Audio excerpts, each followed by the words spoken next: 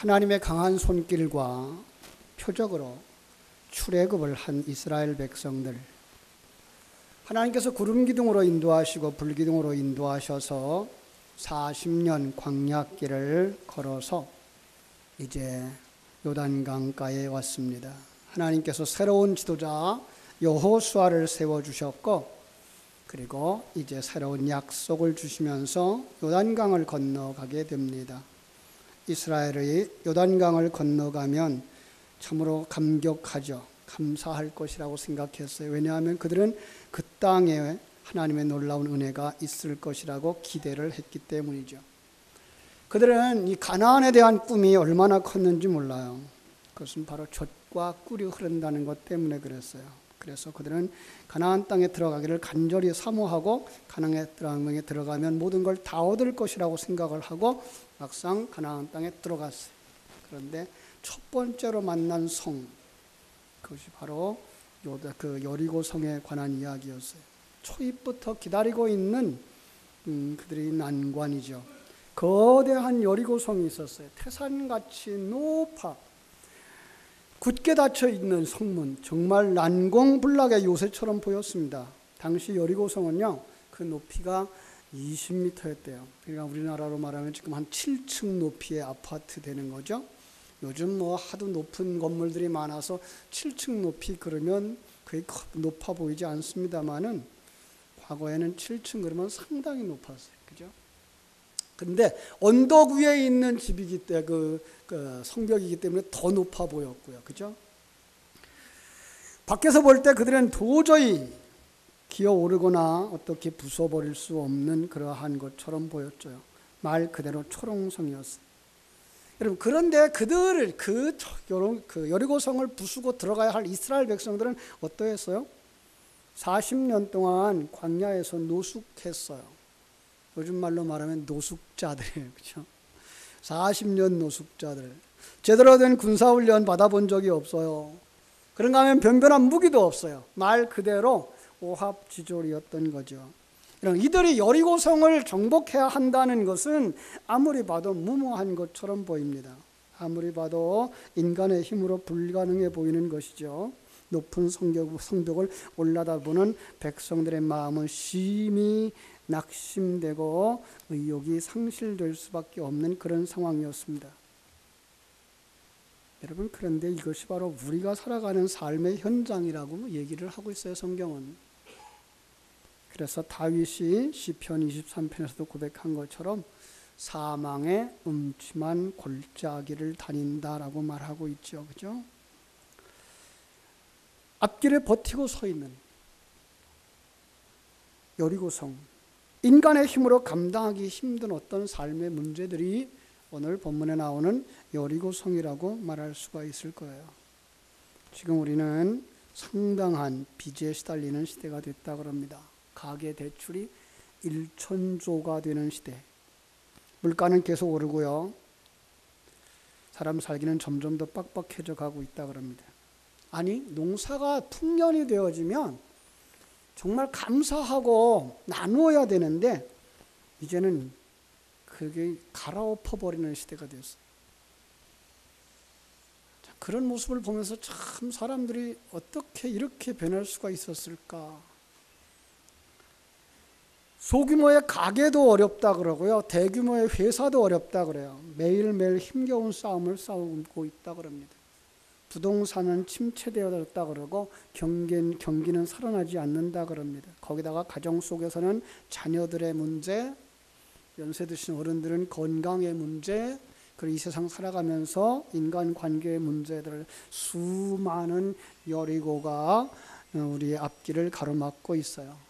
그죠? 이렇게 이쁜 노래도 우리의 설교를 가로막고 있어요. 어떻게 이러한 여리고성을 여러분들은 대처하고 있나요? 여호수아는 어떻게 이 견고한 여리고성을 무너뜨리고 승리하며 나갈 수 있었을까요? 여리고성 누가 무너뜨렸어요? 그죠? 우리 잘 아는 과거의 우리 동화 같은 이야기들을 알고 있죠. 그죠? 목사님이 어느 날 주일학교 설교를 하려고 강단에 올라갔어요. 좀 더 학생들과 정의 있게 얘기를 하려고 반장 누구예요? 그랬더니 반장이 가운데서 벌떡 일어나요. 예, 제가 반장입니다. 선생님, 그 목사님이 물었어요. 여리고성 누가 무너뜨렸어요? 그랬더니 반장이 제가 안 그랬어요. 그랬더니 옆에 있었던 담임교사가 이 아이는 정직한 아이입니다. 안 그랬다 그랬으면 안 그런 겁니다. 그랬더니 황급하게 부장이 나서면서 하는 말이 그 여리고성 다시 건축하는 데는 얼마나 들어가요? 어이가 없으신 목사님 학생들을 바라보면서 여러분, 여리고성은 누가 무너뜨렸죠? 오늘 본문에 보면 여리고성을 누가 무너뜨렸는지 알 수가 있죠? 그리고 옆에 아이들을 쳐다보니까 그 애도 그래요. 내가 안 그랬어요. 그때 한 아이가 손을 번쩍 들고 말했어요. 하나님이 무너뜨렸어요. 여러분, 여러분들이 바로 이 하나님이 무너뜨렸어요 라고 대답하는 그런 사람들이 되시기를 주님의 이름으로 축원합니다. 하나님이 하셨어요. 하나님이 우리와 함께 하시는 줄로 믿습니다. 그렇죠? 그런데 어떻게 무너뜨렸을까요? 어떻게 무너뜨렸을까요? 하나님은 아무런 조건도 없이 여리고성을 무너뜨려 주셨을까요? 그렇다면 이 땅에 살아가는 모든 사람들이 아무런 조건 없이 평탄한 삶을 살아야 되겠죠? 여호수아와 이스라엘 사람들은 어떤 사람들이었기에 하나님은 그들 앞에 여리고성을 무너뜨렸을까요? 군사훈련을 시켜드렸을까요? 아니면 스파이더맨 같이 성벽 타고 올라가는 기술을 가르쳐 줬을까요? 아니, 피 흘리기까지 싸우라고 했을까요? 아니면 저 미국에다가 군사 파견해달라고 원군을 요청했나요? 아니죠. 하나님은 그런 방법들로 이스라엘을 훈련하고 싸움에 나가게 하지 않았어요. 그냥 단순하게 하루에 한 바퀴씩 엿새 동안을 돌라 그랬어요. 그리고 7번째 날에는 하루 동안에 7바퀴를 돌라. 제사장들은 앞에서 나팔을 불고 백성들은 뒤따르라 그러면서 잠잠하라 그랬어요. 그들에게 요구한 것이 뭐예요? 순종이었어요. 이것을 언약으로 그들에게 주셨어요. 그들은 그대로 순종하였어요. 하루에 한 바퀴씩. 그리고 마지막 날은 7바퀴를 돌고 큰 소리를 외쳤어요. 그랬더니 정말로 성이 무너졌어요. 자, 백성들이 성을 돌았다고 무너진 것입니까? 나팔을 불었다고 소리 질렀다고 그 소리에 무너진 것일까요? 백성들이 성을 무너뜨린 것 아닙니다. 그럼 누가 무너뜨렸죠? 네, 하나님께서 무너뜨렸어요. 그렇죠? 초자연적인 하나님의 역사입니다. 이스라엘 승리는 전적으로 하나님에 의한 승리였던 것입니다. 그런데 이 여리고성이 무너지고 그 속에 있는 모든 자들을 진멸했던 사건은 역사 속에 한 번만 있었던 이스라엘 백성들만의 이야기가 아니라 오고 오는 시대에 모든 성도들에게 주시는 승리의 삶을 이야기하고 있는 것인 줄로 믿습니다. 우리 앞에 가로막는 여리고성, 우리 힘으로 감당하기 힘든 삶의 문제들도 무너뜨려 주시겠다는 것, 능히 승리하게 하시는 하나님인 줄로 믿습니다. 여러분, 여리고성이 아무리 커도 아무리 높아도 전능하신 하나님 앞에서는 아무것도 아니라는 사실, 하나님과 비교될 수 없다는 사실을 믿습니까? 조선시대에 4대 서야가이면서 문인이었던 그 양사원, 호가 복례였죠. 복례 양사원이 지은 유명한 시조가 있습니다. 태산이 높다 하되 하늘 아래 메이로다. 오르고 또 오르면 못 오를 리 없건만은 사람이 제 안이 오르고 내만 높다 하더라. 그 첫 마디가 태산 수고시 역산이라는 한자예요. 한자를 보면 잘 모르는데 제가 중국말을 보면 조금 알아요. 타이산 수이란 스까오 스 이산. 태산이 비록 높지만은 여전히 뭐예요? 하늘 아래, 여전히 산일 뿐이야 라고 말하고 있는 거예요.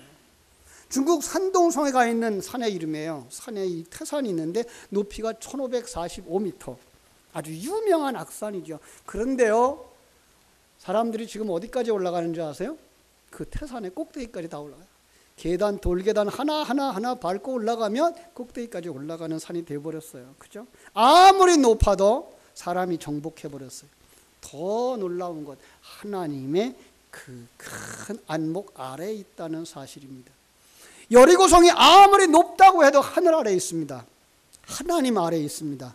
우리가 보기에는 고개를 쳐들고 올려다 봐야 하는 높은 성일지라도 하늘에서 하나님께서 보시기에는 그저 내려다 보이는 작은 성일 뿐입니다.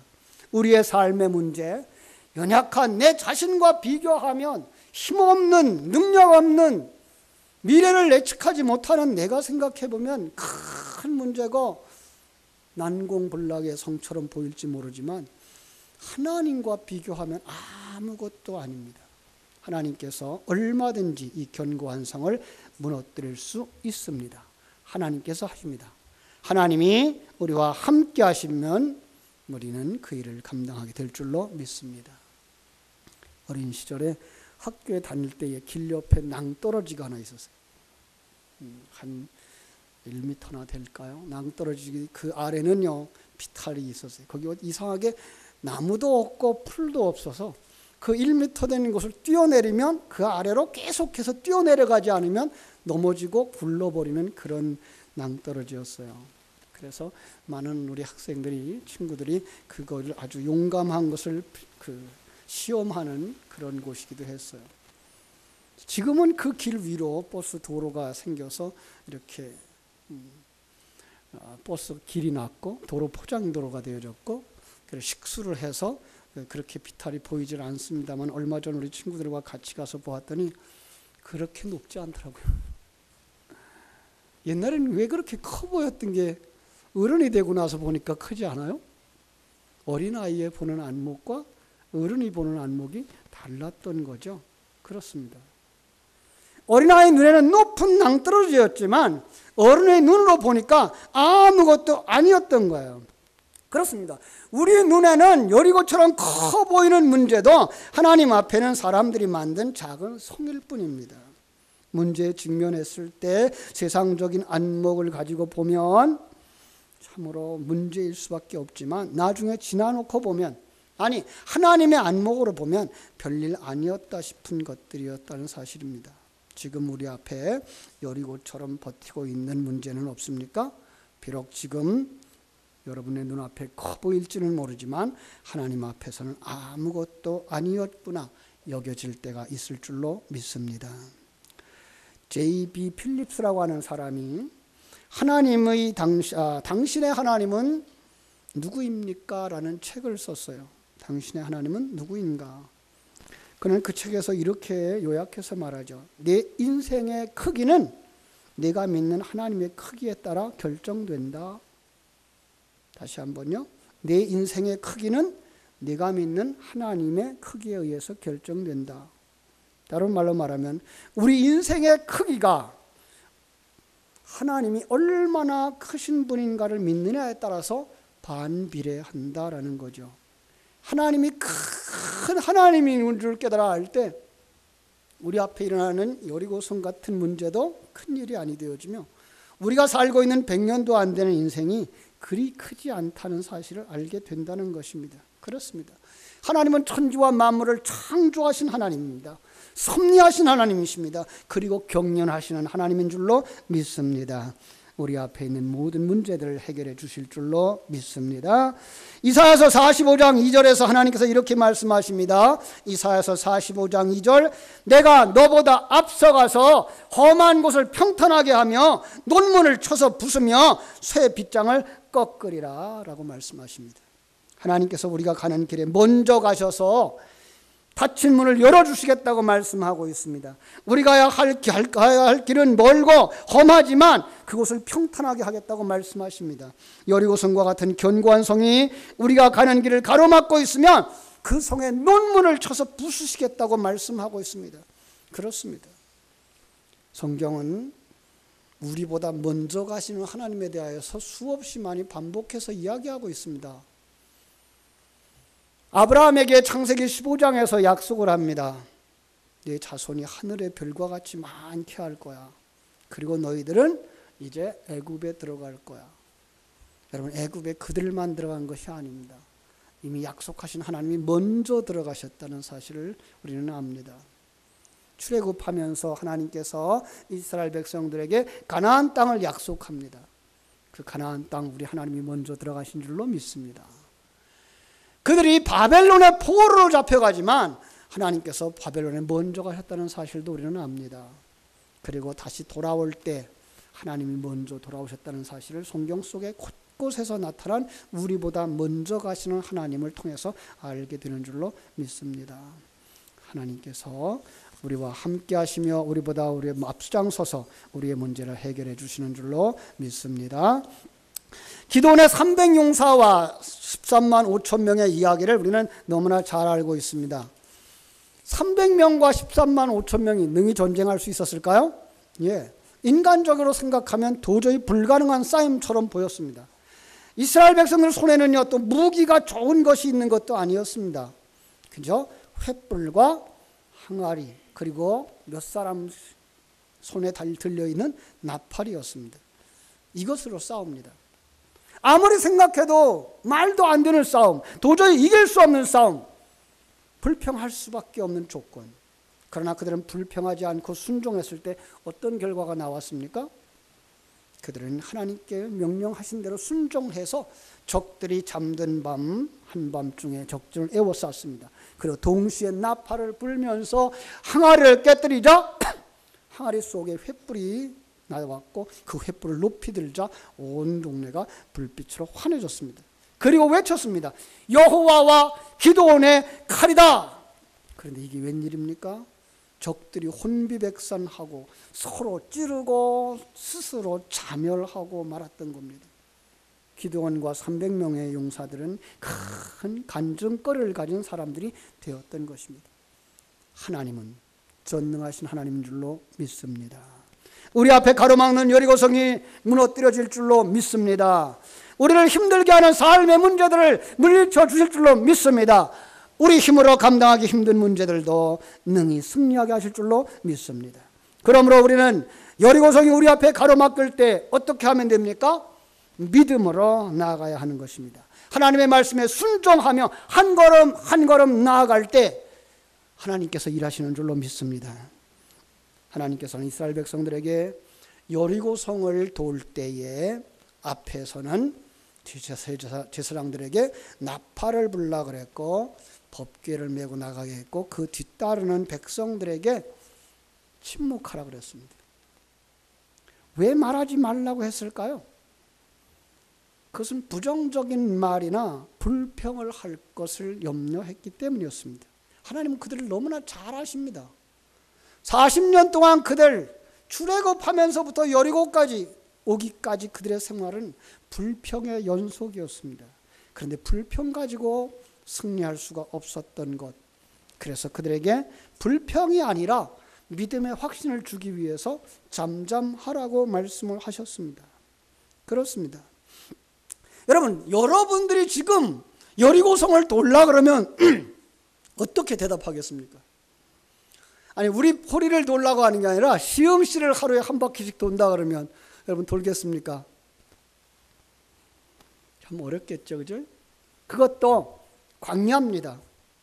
한낮에 뜨거운 태양빛이 비춰지는 그 길을 걸어가야 하는 이 더운 날씨에 이게 뭐 하는 짓이냐라고 불평했을 겁니다. 아니, 이렇게 더운다고 저 튼튼한 성이 무너질 거야? 라고 이야기했을지도 모릅니다. 아니, 돌기만 하니까 정말 돌아버리겠다고 불평을 했을지도 모릅니다. 아니, 저 사람이 이러다가 저 사람들이 활이라도 쏘면 우리 그냥 다 즉사할 거야 라고 걱정을 했을지도 모릅니다. 그리고 이렇게 불평을 하는 사람이 한두 사람 생기기 시작하면 그 불평은 온 백성들에게 걷잡을 수 없게 퍼지고 말 것을 아시는 주님. 그래서 그들을 위하여 이렇게 침묵하라고 명령하셨던 것입니다. 그리고 마지막 날 외치라고 그랬습니다. 마지막 날은 뭐라고 외쳤을까요? 7일 동안 반복해서 들은 그 나팔 소리입니다. 나팔 소리는 복음의 나팔입니다. 진리의 나팔입니다. 하나님이 함께 하신다는 사실, 임마누엘의 하나님이며 승리의 하나님이며 우리 앞서 여리고성을 무너뜨릴 줄로 믿는다는 고백이었습니다. 그 소리로 진리로 가득 찬 성도들의 승리의 함성, 하나님께서 성을 무너뜨려 주실 것을 믿는 그 믿음 때문에 그들의 외침은 여리고성을 무너뜨릴 수 있었던 것입니다. 우리가 외칠 소리는 바로 여기에 있습니다. 믿음의 외침입니다. 할 수 있다. 하면 된다. 승리할 것이다. 믿는 믿음대로 이루어질 줄로 믿습니다. 할 수 있다 하시니는 나의 능력 주 하나님 의심 말라 하시고 물결 위 걸으라 하시네. 할 수 있다 하신 주, 할 수 있다 하신 주, 믿음만이 능력이라 하시네. 믿음만이 능력이라 하시네. 여러분의 믿음의 고백이 되어지기를 주님의 이름으로 축복합니다. 집에 앵무새를 키우는 한 남자가 있었습니다. 그는 고달픈 삶을 살면서 날마다 집에 돌아오면 아이고 죽겠다, 아이고 죽겠다 하는 말을 입에 달고 살았더랍니다. 그랬더니 그 집에 있는 앵무새가 이 말을 배워서 하는 말, 아이고 죽겠다, 아이고 죽겠다. 그런데 이제 앵무새를 짝지을 때가 됐는데 어느 날 목사님 댁에 앵무새가 있다는 소리를 듣고 짝지게 하려고 앵무새를 데리고 목사님 댁으로 갔습니다. 문을 열고 들어가는데 그 앵무새가 들어가면서 하는 말, 아이고 죽겠다, 아이고 죽겠다. 그랬더니 그 소리를 들은 목사님 집에 있는 앵무새가 뭐라고 대답했을 거예요? 네 믿음대로 될지어다. 말이 씨가 됩니다. 말대로 되어진다는 겁니다. 민수기 14장 28절에서는 이렇게 말하고 있어요. 여호와의 말씀에 내 삶을 두고 맹세하노니 너의 말이 내 귀에 들린 대로 내가 너희에게 행하리라. 하나님께서 우리의 말을 들으시면 그 말씀에 반응해서 그대로 이루어지게 해주시겠다는 거예요. 누에고치가 입에서 씨를 풀어서 자신의 집을 짓듯이 사람은 자신의 입으로 하는 말에 의해 자신의 인생의 집을 짓게 되더라는 것입니다. 믿음의 말은 믿음의 집을 짓습니다. 사랑의 말은 사랑의 집을 짓습니다. 소망의 말은 소망의 집을 짓습니다. 긍정적인 말은 긍정적인 집을 짓고 향기로운 말은 향기로운 집을 짓습니다. 북화빵을 만들어 팔던 아주머니가 붕어빵을 만들어 팔고 싶으면 어떻게 해야 될까요? 틀을 바꿔야 됩니다. 그죠? 성경은 그렇게 말하죠. 새 포도주는 어디에 담아야 된다고요? 새 부대에 담아야 된다. 예. 오늘 우리는 그릇을 우리가 바꿀 필요가 있습니다. 말을 바꾸면 인생이 바뀝니다. 마가복음 9장에 보면 귀신 들려 고통하는 아이가 아버지와 함께 옵니다. 아버지가 예수님께 달려와서 하는 말, 주님 할 수 있거든 내 아이를 고쳐주세요. 그때 주님이 그 말을 듣고 뭐라고 하십니까? 할 수 있거든이 무슨 말이냐? 믿는 자에게 능치 못할 일이 없느니라. 주님은 병든 아이를 고치시기에 앞서서 먼저 그 아버지 입술의 말부터 고쳐주셨던 것입니다. 여러분, 누구나 여리고성과 같은 문제를 만나면 부정적인 말들이 나올 수가 있습니다. 나도 모르게 한숨이 나오고 힘들다는 말이 나올 수 있습니다. 포치전도 중에도 그렇습니다. 여러분, 우리는 어떤 말을 가져야 될까요? 나팔 소리를 듣고 나팔 소리와 함께 소리 질렀던 이스라엘 백성들처럼 긍정적인 말, 그리고 승리의 말, 할 수 있다, 하면 된다, 전도가 되어진다라고 외칠 수 있는 여러분 되어지기를 주님의 이름으로 축복합니다. 이 시간 한번 큰 소리로 외쳤으면 합니다. 할 수 있다, 하면 된다, 전도가 되어진다. 기도하겠습니다. 하나님 우리 아버지, 크신 사랑과